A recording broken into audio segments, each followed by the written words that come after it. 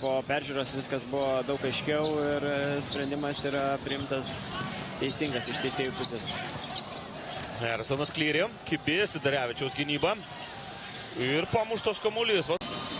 Priverčia už galvos susigriebti komandos strategą, kažkas turbūt ne pagal planą. Bet kokie sulėtinti žingsneliai, pelnyti 2 taškai ir pražanga. Metimas netaiklus, toli atšoka kamuolys, Sidarevičius irgi laisvas. Šis iš toli neatakuoja, Sidarevičius, jo prasiveržimas. Mato, bet nepavyksta, čia būdavo ir mano. Richardas Lomas čia iš toli gerą progą turėjo. Į tą tokią patogią ranką jam ir labai lengvi taškai. Džiugas Sidarevičius išsaugoja, pats užbaiginėja ataką Sidarevičius, nors laukia. Antras irgi.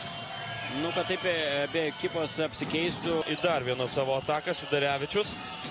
Slavinskas eina iki galo 2 taškai.